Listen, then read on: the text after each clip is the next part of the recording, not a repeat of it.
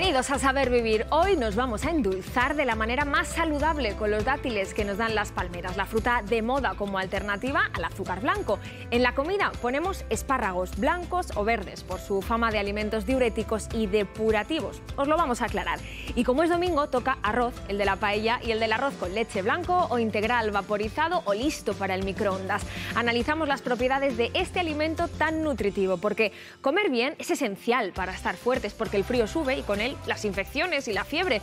Pero no hay que asustarse, como nos va a contar el médico de familia, y de especialista tenemos a la endocrina para controlar el peso y la tripa a partir de los 50, con útiles consejos que valen tanto para nosotras como para los caballeros, que la edad no es un problema, sino una oportunidad para cuidarnos más y mejor.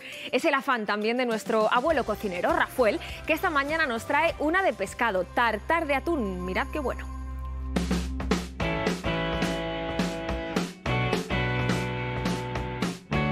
Hola. Hola, buenos días. Oye, ¿tienes atún? Muy bueno. ¿Para qué lo quieres? ¿Para sashimi? ¿Para tartar? A mí me gustaría hacer un tartar. Tienes este trozo que es precioso, no tiene nervio. ¿De dónde viene este atún? Este atún viene de Cartagena. Bueno, vamos a empezar con otra receta muy fácil, callos a la madrileña. Perdón, como veis es atún. Y vamos a hacer un tartar de atún que es muy divertido de hacer. Lo importante del tartar, sitios de mucha confianza y que esté descongelado. Y así ya no tenemos problemas de anisakis de esto. Vamos a separar estos trozos que estaban más al lado de la espina y son muy amargos. Temperatura ambiente porque nos interesa que sude. Tenemos la tendencia de poner cítricos, entonces automáticamente nos lo quemaría. Por no poner, no pongo ni soja. Cuando ahí la carne está tan buena, ya no se la pongo. Deditos pequeños, nunca machacar. Esta es la única manera de encontrar este producto es yendo a los mercados. Pronto por la mañana, intentar llegar antes que los japoneses. Cuando lo ven bueno, lo cogen todo. Aliñaremos con un poquito de pimienta recién machacada para que tenga todo su olor. Le pondremos un poquito de picante para que tenga alegría y un poquito de aceite de oliva. Mira, ¿veis? Todos sus deditos. Mira, le pondremos unas piparras. Es una piparra ahumada, le dará frescor también. Es que la verdad está exquisito porque cuando estás en ayunas y son las 3 de la tarde, pero bueno, con que estás con televisión, has de hacerlo bien, has de hacer buena cara. ¿Te quejarás? ¿Estás en ayunas? ¿De verdad? Estaría de baja. Vamos a decorar. Cortamos un poco de cebollino.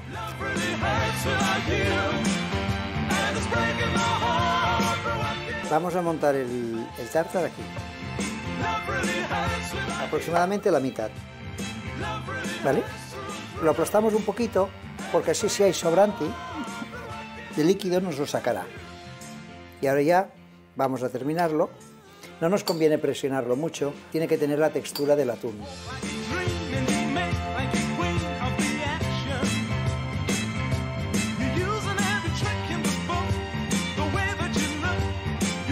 Es un sucedáneo de caviar que está muy bien de precio. Importante comerlo a temperatura ambiente. Nunca se debe comer frío. ¿Por qué? Porque si no la materia grasa está demasiado endurecida y no tiene el sabor ni el aroma.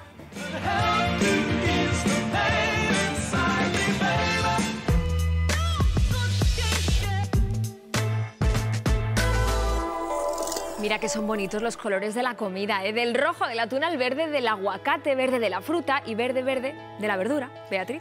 Verde porque tienen un pigmento, la clorofila, que se sintetiza solo cuando les da el sol. Por eso los espárragos son verdes, porque crecen al sol.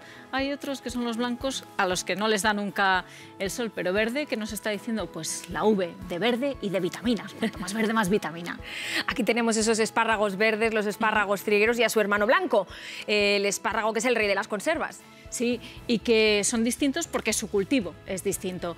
Los blancos no ven nunca el sol, es el tallo, el brote joven que está por debajo de la tierra y por eso no sintetizan esa clorofila que les da el color verde de sus hermanos. No obstante, blancos o verdes tienen distinto aroma, distinto sabor, pero nutricionalmente son una opción fantástica, cualquiera de los dos. Además tienen fama de ser muy ligeros, de que no engordan. Desde luego, como todas las frutas y verduras, tienen una gran cantidad de agua, más del 93% es agua, tienen muchos minerales, tienen mucha fibra y todas esas kilocalorías que tienen, que son muy poquitas, van muy bien acompañadas de muchos nutrientes, es decir, tienen mucha densidad nutricional, que es lo que estamos buscando. Así que no vas a engordar por comer estos espárragos verdes maravillosos. Se dice de ellos también que son muy depurativos, muy diuréticos.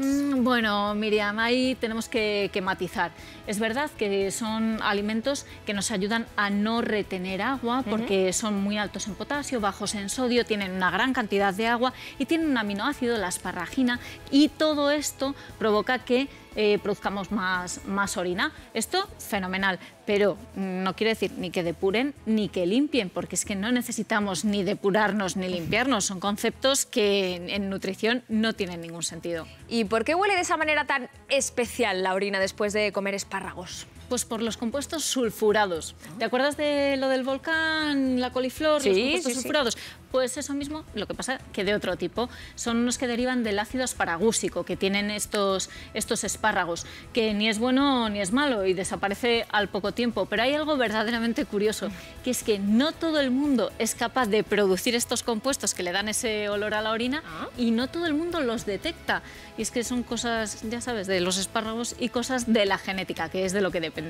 ¿Y ese ácido del que hablabas tiene algo que ver con el ácido úrico? Nada que ver, Miriam, nada que ver. El ácido úrico deriva de las purinas, que son compuestos de la degradación de los ácidos nucleicos que están en todo lo que nos comemos. Es verdad que los espárragos son altos en purinas, pero esto no quiere decir que nos vayan a empeorar la gota, ni muchísimo menos.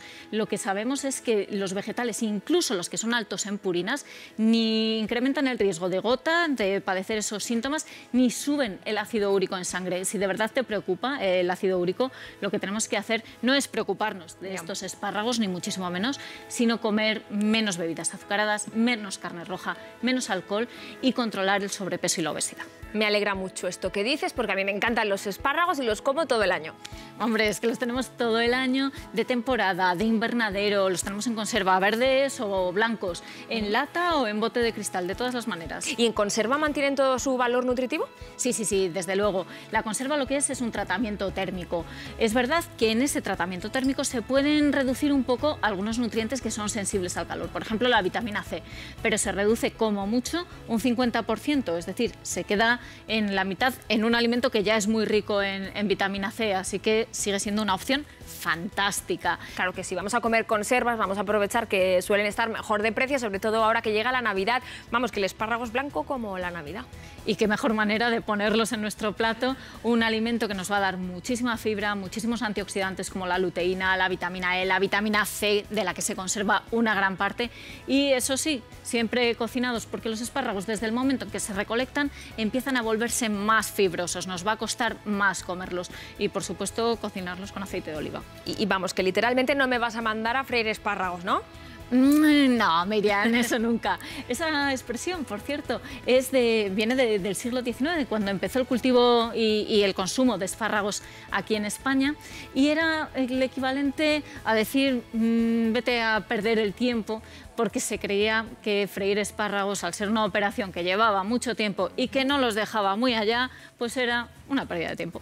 Entonces, ¿de qué manera saludable cocinamos los espárragos? Danos alguna idea. De mil maneras, a la plancha, en un revuelto, un untable, una crema. Estos espárragos que tenemos aquí con salmón y tomatito, y eso sí, siempre regados con un buen chorro de aceite de oliva virgen. ¿Sabes qué pasa? Que como el aceite de oliva virgen es grasa, hay quien dice, ¿sabes qué? Sustituyo esa grasa por otra, que es la mayonesa, que también es grasa, al fin y al cabo. Total, es una grasa, eso es lo que quieren que creas, pero es que solo una parte de la mayonesa es grasa, es una grasa cuya calidad no tiene nada que ver con el aceite de oliva virgen extra, y además no es solo esa grasa, sino que tenemos almidón, azúcares, ingredientes que elevan muchísimo el valor energético. Los espárragos al natural tienen solo 25 kilocalorías por cada 100 gramos, pero no elevan el valor nutricional. Ah, y por cierto, sal, muchísima sal. Así que como el aceite de oliva virgen extra, nada. Muchísimas gracias, Beatriz. Gracias, Miriam. Verde por fuera es el espárrago triguero, como verde es la piel de la chirimoya, fruta dulce. Y fruta de otoño también, tiempo de chirimoya.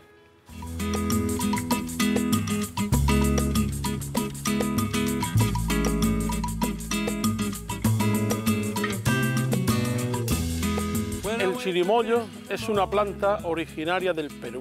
Su fruta es la chirimoya, que tiene muy buen aspecto, pero mucho mejor sabor.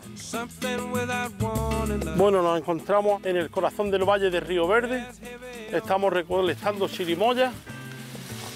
La chirimoya es una fruta que necesita de mucho mimo y mucho cariño a la hora de su recolección. Esta variedad concretamente viene de la Vega de Jete. Nos dedicamos a recolectar durante 8 meses.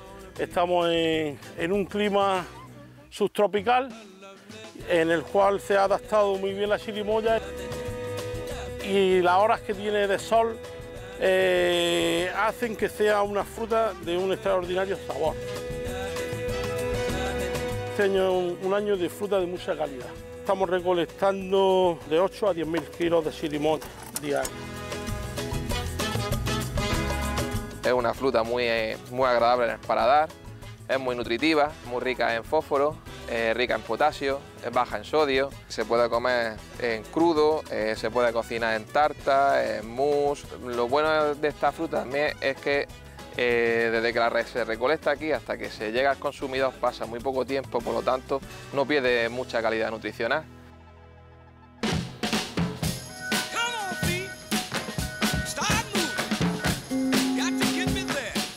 Pues aquí veis que se calibra, se confecciona en cajas de 3 kilos. Es un producto que se puede estropear, entonces se preenfría entre 6 y 8 grados y ya sale para los mercados esta tarde y esta noche.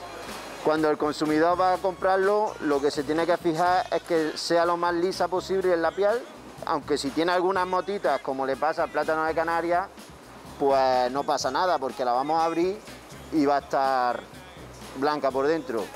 Puede llegar a estar hasta una semana madura en el frigorífico. España llega a ser el primer productor de chirimoya y el primer comercializador de chirimoya a nivel mundial, con una cuota de un 80-85%.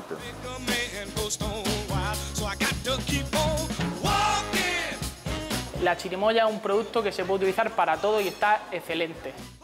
Este mousse de chirimoya, que viene hecho con una base de galleta, jugo de la propia chirimoya, arándanos, mora y un toque de galleta con almendras.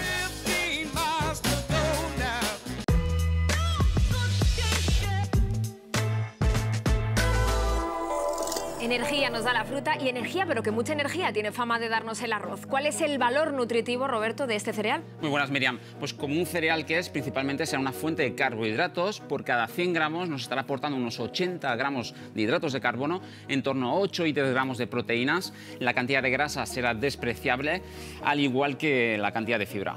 ¿Y esto vale tanto para el arroz blanco como para el integral? Pues lo que tenemos que entender es que el arroz integral sí tiene la cáscara, el salvado y el germen, y por tanto sí que va a tener un poquito más de nutrientes y en este caso un poquito más de fibra, 3 gramos. Pero bueno, 3 gramos por desgracia no es una cantidad significativa, es decir, te tienes que meter casi 400 calorías para solo incrementar 3 gramos de fibra al plato. ¿Y qué me dices entonces de esa fama que tiene el arroz integral de ser más saciante y de ayudar incluso a adelgazar? Pues aquí lo que seguramente está ocurriendo es que al tratarse de un producto menos palatable, es decir, menos sabroso, no tendemos a abusar de él y por tanto eso pues beneficia, entre comillas, por decirlo de algún modo, a nuestra composición corporal. Pero los estudios nos dicen que no hay ninguna ventaja respecto al arroz integral. ¿Y qué me dices si estamos hablando de un arroz ecológico? ¿Nutricionalmente es muy diferente al que no lo es? Simplemente lo que está haciendo es cumplir unas pautas para que, entre otras cosas, sea un arroz más sostenible, pero no presenta ninguna ventaja nutricional, Miriam. Aquí tenemos también el arroz vaporizado, que dicen no se pega ni se pasa. Sí, a ver, este arroz principalmente lo veo interesante para todos nuestros espectadores, pues que no sean muy manitas en la cocina, ya que, como bien comentas, te permite pues, disfrutar de un arroz sin que se pegue y sin que se haya sobrepasado la hidratación y por tanto tenga una textura desagradable. Es un arroz que ha inventado la industria, como también lo es este, que viene así en vasitos, en porciones, que viene precocinado o cocido. Sí, mira, este tipo de productos yo lo veo sobre todo interesante para aquellas personas que tengan poco tiempo para cocinar o no tengan recursos, que no tengan una cocina y tengan que tirar, por ejemplo, del microondas. Y por tanto hace que sea muy interesante para poder tener una fuente de carbohidratos y, por supuesto, siempre bien acompañado de ingredientes nutritivos. Entonces tenemos arroz para la comida, pero también arroz para el postre, como ese arroz con leche que nos venden ya listo para consumir. Así es, Miriam, es otra manera de consumir el arroz, sobre todo para los más golosos. Aquí lo que ocurre es que es un producto que solemos consumir comprándolo en el supermercado, y al tratarse de un producto industrial lleva ingredientes que es probable que no nos interesen, como puede ser una gran cantidad de azúcares y natas, que lo que van a hacer es incrementar significativamente el aporte energético. Y bueno, ya ha quedado claro que el arroz nutricionalmente no es demasiado interesante. Añadiéndole además estos ingredientes, pues no se trata de un postre al que deba abusarse. Mejor hacerlo en casa, me refiero no solamente al arroz con leche, sino a cualquier tipo de arroz. Como todo, Miriam, todo lo que hagamos en casa siempre va a ser mucho más probable que al controlar nosotros los ingredientes y las proporciones sea nutricionalmente más interesante. ¿Y cuántas veces a la semana recomiendas comer arroz? Porque hay culturas que lo tienen hasta en el desayuno. Pues Miriam, como la mayoría de recomendaciones, siempre hay que individualizar y tener en cuenta, primero, las necesidades, es decir, los requerimientos energéticos y nutricionales de una persona, los objetivos que tenga, y por tanto, a partir de ahí podremos indicar unas cantidades y unas frecuencias. Pero, obviamente, lo que también tenemos que tener en cuenta es que cuanto más variada sea la alimentación y menos repitamos un mismo ingrediente, más fácil será que cubramos todos los requerimientos nutricionales, ya que vamos a poder obtener todos los nutrientes de los diferentes alimentos y poder tener una alimentación saludable, variada y disfrutable. Muchísimas gracias, Roberto. A ti, Miriam. Energía nos da el arroz, como hemos visto, y energía nos dan también los frutos secos, y ahora en otoño los encontramos en su mejor momento, como por ejemplo las ricas castañas.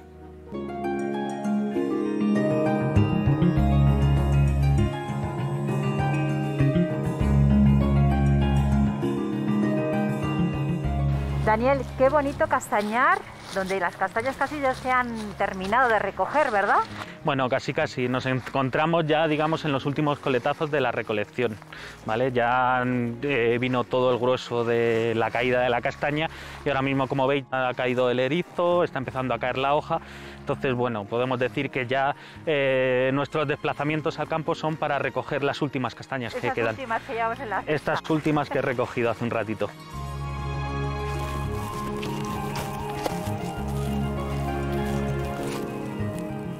Pues mirad, la castaña, el erizo, cuando está arriba del árbol, debido al engrosamiento de la castaña, el erizo abre, ¿vale? Y deja caer sus 3 castañas. 3 castañas que son siempre las que tiene el erizo, pero no siempre son castañas buenas, sino que a veces deja alguna castaña vana o no rellenada, pues porque a lo mejor las condiciones climatológicas ese año pues no hay buena pluviometría o demás, entonces el árbol desecha alguno de los 3 frutos para el resto darnos una castaña de calidad. Aquí pues sigue siendo una recolección tradicional, agachando la espalda o en cuclillas, o pues ir cogiendo castaña a castaña hasta llenar la cesta. Posteriormente, cuando llenamos la cesta, nos la llevamos al saco. Los sacos que veremos que luego los llevamos directamente a la cooperativa de las castañas.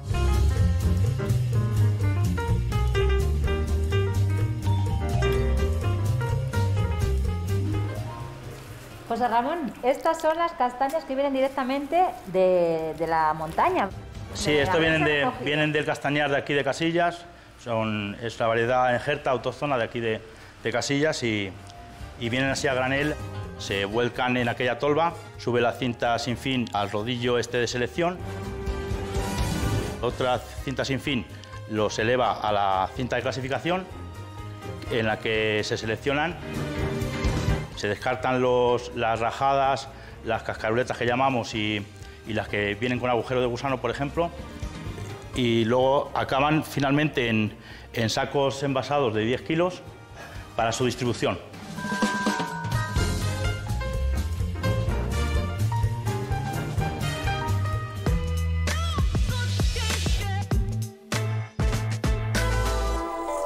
La castaña, fruto seco es porque se seca dentro de su cáscara, vamos, lo propio del otoño, Marta.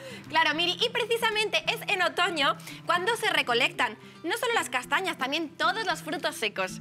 Y en otoño también es cuando se secan las frutas frescas, yendo desde la uva hasta la ciruela pasa y pasando, valga la redundancia, por los orejones, que a mí me encantan. Y a mí. Pero sin duda, la fruta seca más especial es la que nos da la palmera, porque los frutos se secan directamente en la copa de su árbol, de forma natural. Me estás hablando del dátil, habrá que subirse ahí muy arriba, ¿no?, para cosecharlo.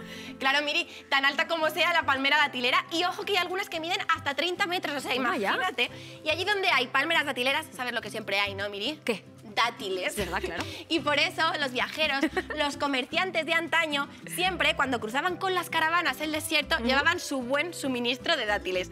Hoy los siguen tomando allí y de allí vienen aquí, donde nos los traen por su elevadísimo valor nutricional. Será verdad, además, y fíjate, un dato, hasta la FAO de Naciones Unidas ha declarado al dátil como alimento del futuro de la humanidad. Claro, Miri, porque es que la palmera datilera es un árbol que se cosecha muy bien en climas que son cálidos y también secos, es decir, que necesita poquito agua y a cambio que nos da esta maravilla de fruto que como tiene poquita agua se concentran muchísimo sus nutrientes. ¿Y cuáles son los nutrientes que nos brinda? Pues mira, Miri, coge tu mano porque vamos a utilizar los 5 dedos para enumerar todos los nutrientes que nos aporta. Venga. En primer lugar, fibra. Mucha fibra, además fibra de la que nos gusta, de la que nos sacia, de la que cuida nuestro intestino. En segundo lugar, hierro. Fíjate, 100 gramos de dátiles aportan la cantidad de hierro diaria que tiene que tomar una persona adulta. Fíjate. Pero nos quedan 3 dedos todavía, amiga. Magnesio. Calcio. Potasio, mineral fundamental para cuidar nuestra tensión arterial. Y es más, es que los dátiles tienen 3 veces más cantidad de potasio que los plátanos. ¿Sabía yo esto? 5 nutrientes como 5 dedos tiene una mano. Y nunca mejor dicho, Miri, porque tú te has dado cuenta de la forma que tienen los dátiles. Ah, pues sí, de dedo. Claro, tienen forma es verdad, de son dedo. como pequeños dedos. Claro, y de ahí viene su nombre, del griego dáctilos, que significa dedo. Y por eso se llama dátil. Y no solo eso, Miri. ¿Cómo se llaman nuestras huellas de las manos? Dactilares. Dactilares, viene de dáctilos y por eso se llama dátil. Y además nos los comemos con los dedos uno tras otro porque están muy ricos. Bueno, vale, Miri, uno tras otro, pero vamos a tomarlos con precaución, que aunque sabemos que tienen mucha fibra, que son saludables, también son muy calóricos. Fíjate, 100 gramos nos aportan la friolera de 300 calorías. Así que vamos a tomar los dátiles lentamente, disfrutándolos con calma, como hacemos con los frutos secos. Pero vaya que si te apetece, porque tienes en casa tus dátiles, pues no sé, una ración de unos 50 gramitos está bien, es saludable, pero ojo, nos los comemos solos, nada de acompañarlos con el queso, con el bacon. Uy, el bacon, un clásico, sí, no. Dátiles a secas. ¿Y si tienen muchas calorías, quiere decir que tienen mucha grasa y mucho azúcar? No, Miri, no tiene que ver con eso, sino que simplemente se concentran mucho sus nutrientes. Fíjate, grasa tiene poquita, solo medio gramo de grasa por cada 100 gramos de dátiles. Pero azúcar, como te decía, como le quitamos el agua, pues sí, tiene bastante azúcar de la fruta, que es la fructosa. Tenemos también bastante glucosa y sacarosa. Claro, como están tan dulces, pues por eso se han puesto tan de moda para hacer repostería. Claro, fíjate, Miri, pero tú me dirás, ¿cómo puedo meter yo unos dátiles así? ¿Sí? En un bizcocho, ¿verdad? Ah, no, claro, porque de forma con el azúcar no tienen nada que ver. Aquí hay que hacer algo. Hay que hacer algo que es esto que te traigo por aquí, que es un puré de dátiles. Es tan sencillo como poner dátiles deshuesados en remojo 15 minutos y triturar directamente con ese agua, porque además en ese agua tendremos esos micronutrientes de los que hemos hablado antes. Y ya directamente así los metemos en las masas de galletas, de bizcochos. Podemos utilizarlo para endulzar nuestro yogur, para endulzar nuestras tortitas. Y tú que tienes tantas ideas, ¿qué idea nos traes para estas Navidades endulzada con dátil? Redoble de tambores, porque te he traído, Miri, una receta que me encanta, que son las chocolatinas Martix. ¡Uy, Martix! Que seguro que te recuerdan a las típicas chocolatinas industriales que tienen su galleta, su caramelo y su chocolate. Pues hemos hecho la versión más saludable con los dátiles como protagonistas y en la base de la galleta hemos utilizado harina de almendras, hoy va de frutos secos la cosa, hemos utilizado un poquito de aroma de vainilla, esta pasta maravillosa de dátiles y fíjate, aceite de coco. No hemos utilizado aceite de oliva virgen extra porque necesitamos una grasa sólida a temperatura ambiente, pero lo hemos utilizado aquí con el aceite de coco. Importante, siempre la grasa que sea virgen extra. Vale. Seguimos con el caramelo, ¿no? Sí. El toffee, que se hace siempre, el clásico, con azúcar, con agua y se corta con una grasa que es mantequilla o nata. Nosotros hemos hecho otra versión totalmente distinta. Tenemos esta pasta de dátiles a la que le hemos añadido una grasa de origen vegetal, que es la mantequilla de cacahuete, y un poquito de leche de coco para darle ese saborcito. Y lo vayamos con chocolate negro, 80% de cacao, a mayor porcentaje de cacao, menor porcentaje de azúcar. Claro, de azúcar. O sea, ¿tú quieres decir que estas chocolatinas Martix son más saludables que las que venden en el supermercado ultraprocesadas? No lo digo yo, Miri, lo dice el etiquetado. ¿Tú sabes cuál es el primer ingrediente de estas chocolatinas famosas industriales? ¿No será dátiles? No, glucosa. ¿Y el segundo ingrediente? Dátiles. Jarabe de glucosa. Vaya. ¿Y el tercer ingrediente? Tampoco es dátiles. Aceite de palma. ¿Por qué no llevan dátiles? No llevan dátiles, estos son ingredientes naturales. Vemos los ingredientes que lleva, así que siempre repostería casera y vemos todo lo que lleva.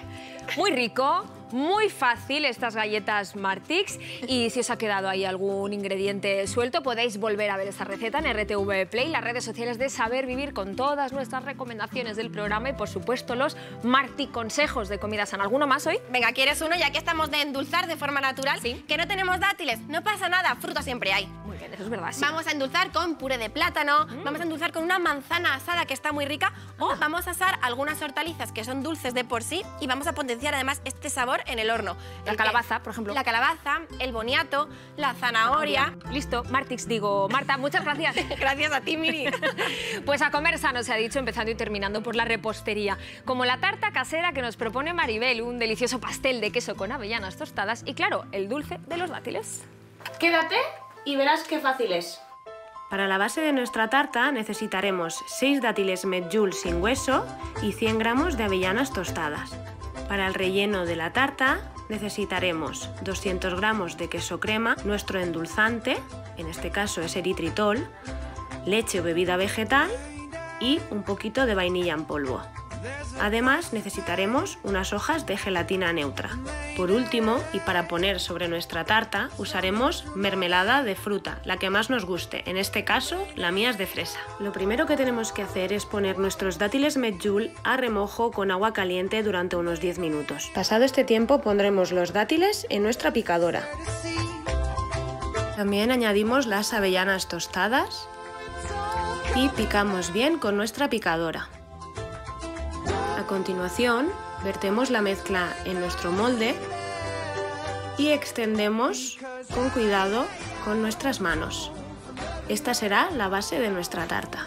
Vamos a poner a hidratar las hojas de gelatina en agua fría. Para el relleno de nuestra tarta comenzaremos calentando la leche en un cazo. Una vez esté caliente la leche, añadimos nuestro endulzante. También la vainilla en polvo. Ahora es el turno de la gelatina. Como veréis, ya está hidratada y solamente tenemos que añadirla a la mezcla para disolver. Y ya por último añadimos el queso crema, el cual cocinaremos unos minutos a fuego lento hasta que se disuelva.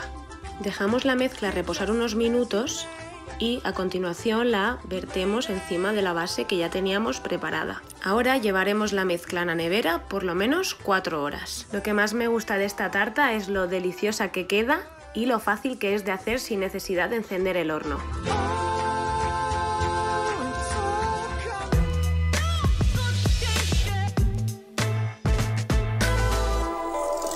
¿Y cuál es el mejor postre? Pues el que mejor le sienta al organismo. Lo importante siempre es que la comida nos siente bien y anda que no nos sienta mal, Esther, cuando nos atragantamos al comer. Y no solo es que nos siente mal, es que realmente es algo peligroso. Es determinante que sepamos actuar, Miriam, y además lo que sucede cuando nos atragantamos es que la vía aérea se obstruye y no pasa oxígeno y nos da esa situación de ahogamiento.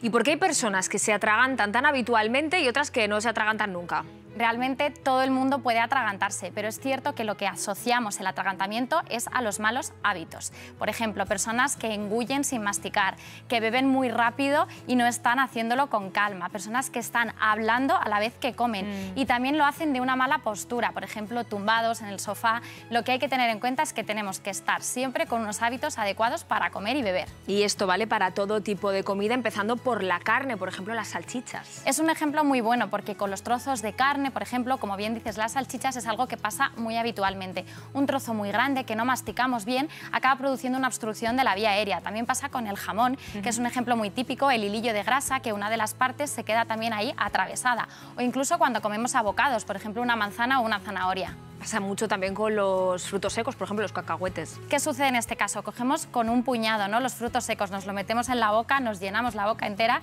y muchas veces tragamos sin masticar. Y hay un ejemplo muy típico cuando estamos en el cine, Miriam, que cogemos las palomitas a puñado, nos llenamos la boca entera y que se acaba produciendo de nuevo un atragantamiento y en este caso por no haber masticado. Pues ojo que es un tema muy serio porque cada día, según los datos, fallecen en España 4 personas por atragantamiento. Así es, y además lo más importante, Miriam, es saber reaccionar bien. ¿Por qué? Porque cuando hablamos de un atragantamiento estamos hablando de que no llega oxígeno al organismo y cada minuto que pasa va a ser determinante para saber si esos daños son irreversibles o van a tener solución. Bueno, pues entonces, ¿qué debemos hacer? Pues te lo voy a explicar. Lo primero de todo, Miriam, es si el paciente tose. El hecho de que el paciente esté tosiendo nos va a decir que esa obstrucción, imagínatelo como una tubería, tiene un trocito de carne, pero el aire todavía está pasando. Entonces, la tos es un mecanismo que sirve para liberar la vía aérea. Vamos a animar al paciente. Yo sé que suena un poco a broma, pero solo hay que animarle, no hay que atosigarle ni ponernos encima. Claro, en esos casos nos ponemos muy nerviosos y lo primero que hacemos es ofrecerle agua. Y eso puede llegar a ser contraproducente. Cuando el paciente está tosiendo, quiere decir que ese mecanismo se ha activado de forma natural para intentar, a través de la tos, extraer ese cuerpo extraño. Lo que vamos a hacer es dejar que tosa y no le vamos a agobiar. Y si no tose o no puede toser y se lleva las manos al cuello. Ese, Miriam, es un signo muy típico, ¿verdad? Que lo vemos que se llevan las manos al cuello. Ahí quiere decir que la obstrucción de la vía aérea ya es total. Seguíamos hablando de esa tubería, ya no hay nada, ni aire que salga, ni aire que entra. Entonces, en ese caso, te voy a explicar, si te parece, qué es lo que tendríamos que hacer. Venga, pues vamos a imaginar que en este caso soy yo la persona que se está atragantando y que además no puedo toser. Pues mira, te pondría aquí delante, ¿vale? Lo que voy a hacer es primero sujetarte con la mano para que no te caigas hacia adelante y te voy a inclinar para tratar de que el objeto salga hacia afuera. Que voy a dar aquí 5 golpes que llamamos interescapulares, es decir, entre las 2 omóplatos. Tienen que ser fuertes y contundentes. Lo voy a hacer con el talón de la mano, ¿vale? Serían 1, 2, 3, 4 y 5. Muy bien, y si aún y así no se me pasa. Pues si no se te ha pasado y todavía estás consciente, vamos a pasar a lo que se llama la maniobra de Heimlich, que son compresiones abdominales. En este caso me vuelvo a colocar detrás de ti y lo que voy a hacer es colocar mi puño entre el ombligo y el apófisis sifoide. Voy a ponerlo aquí y con la otra mano voy a abrazar ese puño. Lo que voy a hacer de nuevo es incorporarte un poquito hacia adelante y dar esos 5 golpes, ¿vale? Van a ser compresiones abdominales fuertes, no te lo voy a hacer ahora de verdad, pero van a ser fuertes y hacia arriba, ¿vale? Serían 1, 2, 3, así hasta 5. ¿Qué sucede, Miriam? Si no hemos conseguido que ese objeto salga hacia afuera, podríamos intercalar estas 5 compresiones abdominales con 5 golpes en la espalda. Claro, el problema es que a veces esto me puede pasar y estando sola yo en casa no sé qué hacer. Pues lo que mucha gente no sabe es que esta maniobra nos la podemos hacer nosotros mismos, Miriam. ¿Sí? ¿Cómo? Pues mira, por ejemplo, con una silla que tenemos aquí, cualquier mueble, una mesa, lo que vamos a hacer es lo mismo que te he hecho yo a ti, hacérnoslo a nosotros mismos. Es decir, colocar el puño de nuevo entre el ombligo y el apófisis sifoide, abrazaremos con la otra mano y nos golpearemos hasta 5 veces igualmente para tratar de que el mueble, en este caso con su fuerza, haga que el objeto salga hacia afuera. ¿Y si esta maniobra se la tenemos que hacer a una persona muy alta o muy corpulenta? Pues en este caso, Miriam, me vuelvo a colocar detrás de ti porque lo que tendríamos que hacer, esas compresiones, como bien dices, los brazos no nos darían para abarcar la tripa y haríamos esas compresiones a nivel pectoral, es decir, aquí en el pecho nos agarraríamos de nuevo exactamente igual y haríamos las compresiones. Que no nos dé miedo hacerlo fuerte, Miriam, mejor hacerle daño, pero queremos salvarle la vida. Claro, que no olvidemos nunca que mientras tanto hay que llamar al 112 siempre que se pueda, ¿no? Eso es un teléfono a tener muy en cuenta, sobre todo si tenemos mayores y niños en casa. Siempre deberemos llamar al 112, Miriam, para que nos puedan ayudar y además muchas veces nos dan indicaciones de cómo tenemos que ir haciendo las cosas. Y como bien decías, en niños y en ancianos también el atragantamiento es muy frecuente. Muchísimas gracias, Esther, por esta clase magistral. Gracias a ti, Miriam. De la edad precisamente vamos a hablar enseguida para saber cómo nos afecta la fiebre a medida que cumplimos años y también aprenderemos por qué la mujer a partir de los 50 engorda con más facilidad y le cuesta más bajar la tripa. Algo que interesa también y mucho a los hombres que nos ven, que los 30 no son igual que los 60 o los 90. Y justo en medio, a los 60 años, sigue triunfando nuestro siguiente invitado en Saber Vivir, que es un actor de bandera, vamos, Manuel Bandera.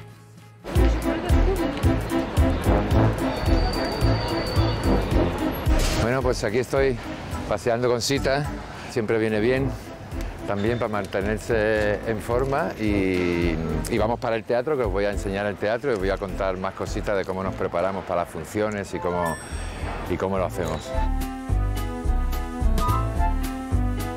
Sita para nosotros es alguien más de la familia. La tenemos desde hace 9 años, es muy buena y se porta muy bien. Viene con nosotros a todos lados, a los teatros donde puede venir viene. Trabajar en un musical de este tipo requiere de ti el máximo, ¿no? El máximo quiere decir que tienes que bailar, tienes que interpretar y tienes que cantar, ¿no? Entonces son 3 disciplinas que al mismo tiempo son bastante complicadas de realizar. Por eso siempre digo que trabajar en un musical requiere de ti el máximo, ¿sí? El 60% del espectáculo soy una voz y bueno, en este caso yo además tengo que trabajar entre el público. Hay gente que habla, hay gente que se levanta al baño y la concentración tiene que ser aún más grande, ¿no? Este es mi lugar de trabajo, desde donde yo les voy entrevistando y haciendo preguntas y haciendo, digamos, lo que es la audición en sí. Traigo un termito con la infusión para cuidar la voz. Haré 50% aquí y 50% en el escenario, más o menos.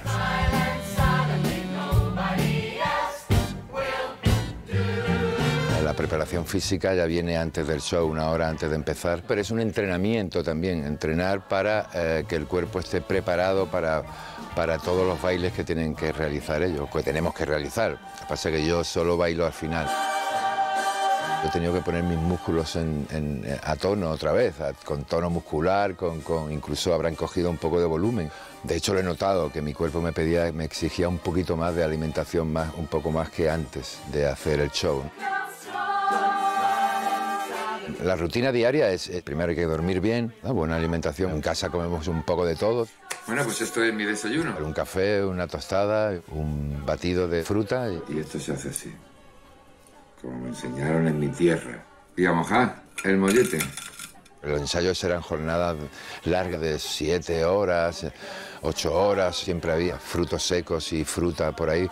Y Sita se acostumbró antes del pienso en una nuez. No sabemos muy bien por qué, estuvo 24 horas perdida. Pensamos que le aguantó su corazoncito porque come 2 nueces diarias. No sé si será verdad o no. Siempre lo pensamos así. Tu cuerpo hay que prepararlo para que a las 8 de la tarde dé su 100%. Para mí saber vivir es disfrutar la vida, ¿no? Intentar buscar cada día ese momentito que te agrade o que te venga bien, ¿no? Sí, y buscarlo siempre.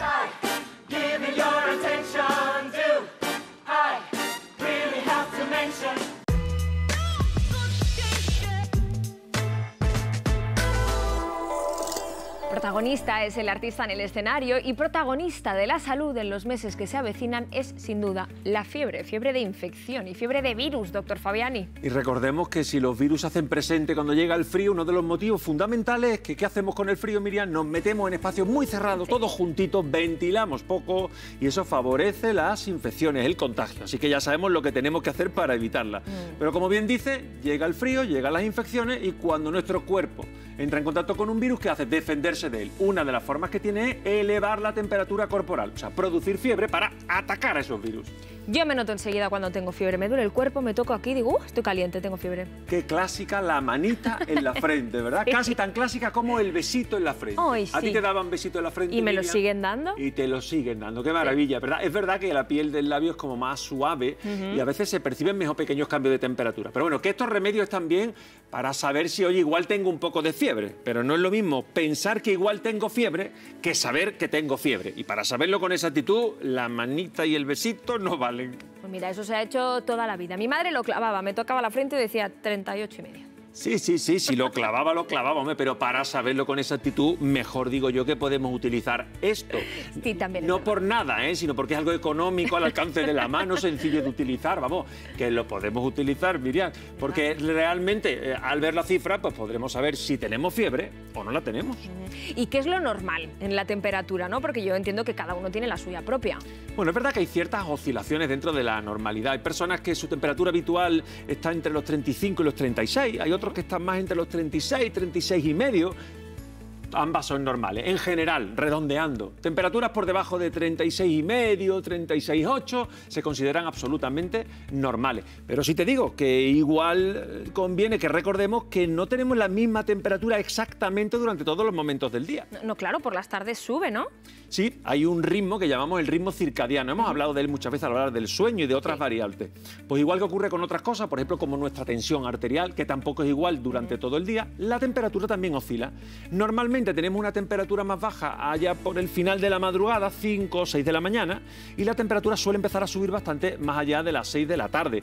Esto en condiciones normales. Cuando estamos con fiebre, también en esos momentos suele subir un poco más la temperatura. Y hablamos de fiebre y fiebre, ¿no? Que quiero decir, no es lo mismo tener unas decimitas que estar con 39. Lo mismo no es, y el termómetro nos sirve para saber exactamente cuánta tengo. Pero cuidado con preocuparnos, con tener mucho miedo a la cifra. Muchas veces nos preocupa que la fiebre sea muy alta. Sí. Cuando a veces no es lo más importante. Mira, por ejemplo, si yo tengo fiebre, pero la cifra no es muy alta, y asociado a eso tengo mucho malestar, tengo dificultad respiratoria, pues esto tiene más datos de gravedad que a lo mejor una fiebre más alta, pero en la que yo me encuentro estupendamente. Así que no tenemos que tener tanto miedo a si la fiebre es un poco más alta. Dices que no hay que tenerle miedo a la fiebre, pero bien que luego vamos todos a tomarnos algo que es para que baje la fiebre, ¿no? Nosotros debemos tratar no la fiebre, sino el malestar. ¿Pasa algo porque yo tenga 38 si me encuentro bien? No necesito tomarme nada. Ahora, sabemos que cuando la fiebre se sube bastante, oye, da malestar, perfecto, pues para aliviar ese malestar me tomo ese antitérmico que efectivamente me lo alivia. Nos tomamos un paracetamol, un ibuprofeno y nos encontramos mejor y nos baja la fiebre. Efectivamente, nos baja la fiebre y nos alivia, que es donde nos tenemos que centrar, ¿verdad? Porque cuando esa fiebre está alta muchas veces pues nos da dolor de cabeza, nos da dolor muscular y podríamos esperar porque la fiebre acabaría bajando sola, pero en este caso al tomar un antitérmico adelanto la bajada y por lo tanto me alivio de esas molestias que me está causando. Insisto, el foco no está en la temperatura exacta, sino en si me genera o no me genera malestar. ¿Y hacemos bien en esos casos, por ejemplo, de un resfriado común, en automedicarnos en lugar de ir a la consulta del médico? Bueno, a ver, recordemos que estamos hablando de fiebre, me dice resfriado común. Un resfriado común no debe dar fiebre. Si hay una fiebre importante, cuidado que igual más una gripe, no es un resfriado común. Pero mira, en este caso, pues claro que sí, pues está perfectamente que nos automediquemos. Te diría que esa automedicación es adecuada y proporcionada. Me encuentro con malestar, me dan algunas décimas. Pues claro, me tomo un analgésico de los que has comentado. Que la fiebre se hace muy intensa, que persiste en el tiempo, que asocia a otros síntomas importantes. Por supuesto, contacto con mi médico. En estos casos, Miriam, conviene que nos automediquemos y también que nos autocuidemos. Cuando estamos con fiebre hay que descansar, hay que reponer líquidos. Bueno, hacer lo que nos apetece cuando nos sentimos mal. Claro, un caldito, un consomé, ¿no? Hay que rehidratarse. Bueno, un caldito consomé que sea de verduras, que algunos calditos estos tienen mucho peligro, empezamos a echarle cosas y creemos que esto es muy saludable porque es un caldito y está de sal y de grasas hasta arriba. O un caldito de verduras es estupendo. Y si no te apetece, hay un vaso de agua, que para hidratarse un vaso de agua es estupendo. Un vaso de agua que seguro que nos va muy bien también para ese dolor de cabeza de cuando uno tiene fiebre. Bueno, es verdad que la deshidratación, ¿verdad? Uno de los síntomas que tiene es que da dolor de cabeza. Pero normalmente los cuadros febriles, no suele haber una deshidratación tan grande como para que sea la causa, pero hay múltiples causas de dolor de cabeza. A veces la propia temperatura, la fiebre alta, da dolor de cabeza. Y luego es que hay infecciones que específicamente dan dolor de cabeza. Por ejemplo, la gripe suele dar un dolor de cabeza importante. De cualquier forma, tenemos una buena noticia. Y es que esos mismos antitérmicos que comentábamos también sirven como analgésicos y alivian bien el dolor de cabeza. Tranquilidad, que el dolor de cabeza pasará y la fiebre pasará. Muchas gracias, doctor Fabiani, por tranquilizarnos de esa manera. Muchas gracias a ti, Miriam. Ojalá todos los dolores de cabeza se pasaran rápidamente, que cuando duele, duele de verdad. Por eso nuestra fisio, Daniela, viene hoy con ejercicio para aliviar la cefalea tensional, el dolor más habitual. El ruido, el estrés, dormir pocas horas, son factores que nos dan dolores de cabeza y hoy te voy a explicar unos ejercicios para mitigarlo.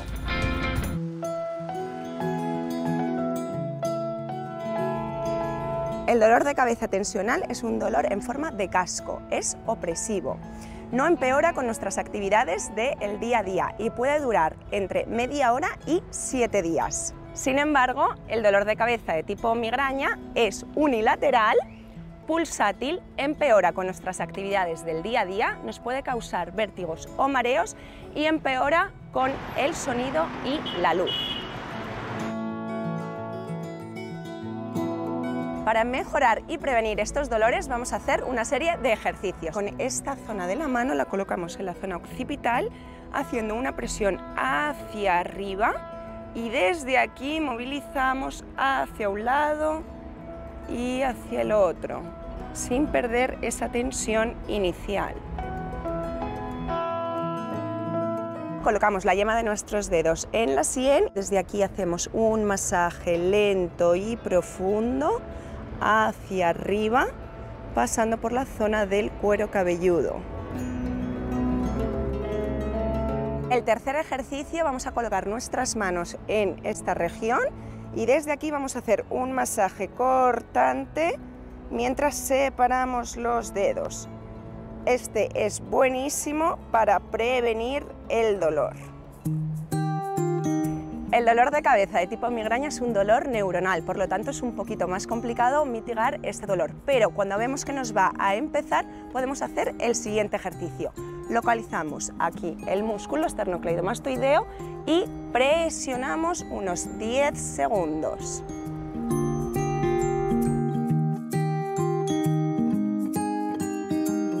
Y recordad que para prevenir estos dolores de cabeza es fundamental una buena hidratación, ejercicio físico y un buen descanso.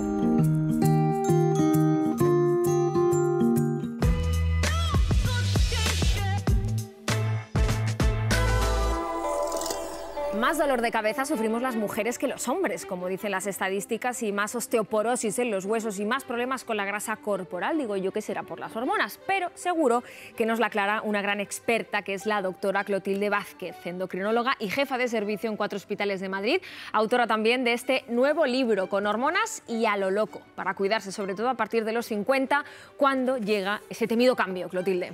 Pues sí, es temido porque hasta ahora la verdad que tampoco se ofrecían muchas soluciones, pero en los últimos años la verdad que la situación empieza a cambiar y la mujer está en el momento de la ITV perfecta.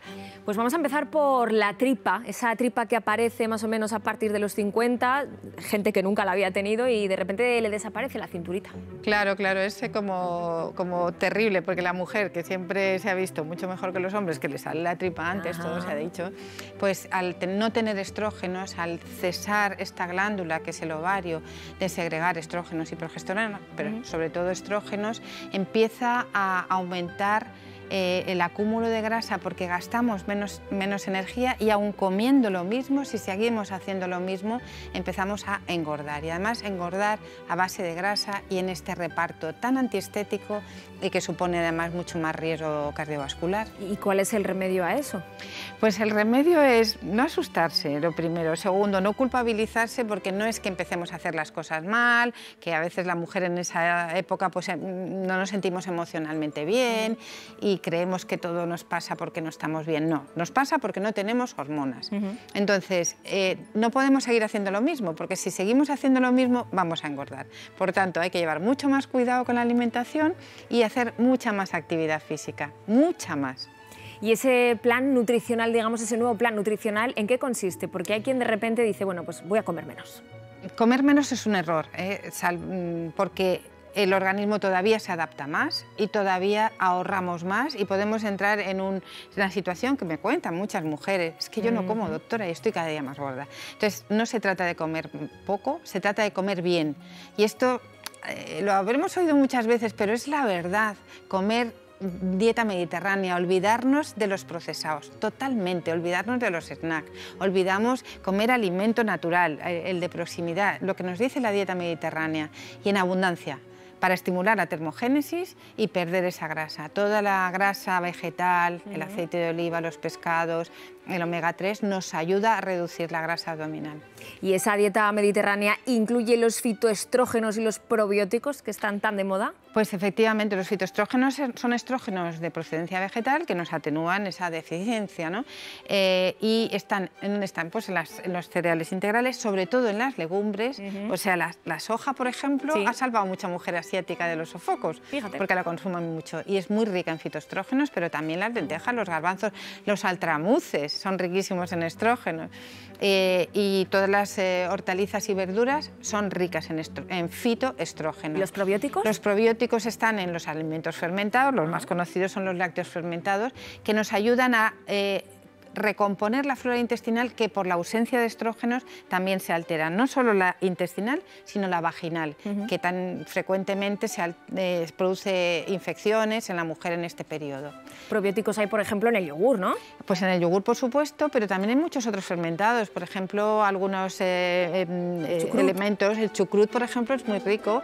Hay que medir niveles de vitamina D y procurar tomar vitamina D en suplementos si no es suficiente con el sol. Y desde luego calcio, pero calcio natural. Normalmente no es necesario suplementos, que está en todos los lácteos, pero también en los pescaditos pequeños que se comen con cabeza. Bueno, hemos hablado de la tripa, hemos hablado de los huesos, pero también hay que cuidar especialmente el corazón. Claro, el corazón es el órgano que se daña cuando muchos factores de riesgo lo tratan mal, por decirlo así, ¿no? Por ejemplo, la hipertensión, la ganancia de peso, la subida del colesterol, todo eso daña nuestras arterias y daña nuestro músculo cardíaco. Y eso ocurre en la menopausia. En la menopausia, aunque no comamos peor, nos sube el colesterol. Aunque no comamos peor, tiende a subir la tensión arterial. Y por eso la mujer empieza a tener mucho riesgo de tener infarto y de hecho nos morimos de infarto más que de ninguna otra causa. Y eso es un dato poco conocido. ¿Qué podemos hacer? Volvemos otra vez a lo mismo, la alimentación sana, la alimentación sin tóxicos, porque mucha de la alimentación insana es tóxica. Entonces, alimentación muy rica, mucha actividad física y algunas veces necesitamos medicación. Siempre que el médico nos la prescriba, que yo creo que con todos estos consejos, no sé si vamos a vivir más, pero vamos a vivir mejor, seguro. Vamos a vivir mejor.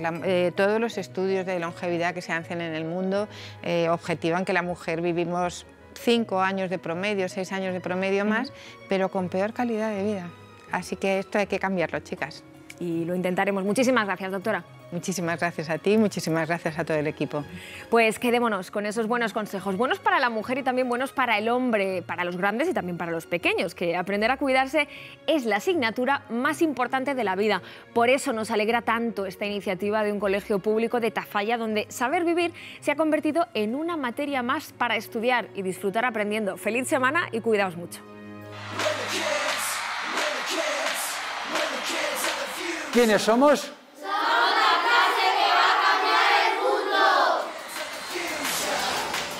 Soy maestro de sexto de primaria en Tafalla, Navarra, y ya es el tercer año que estoy con la clase que va a cambiar el mundo. Si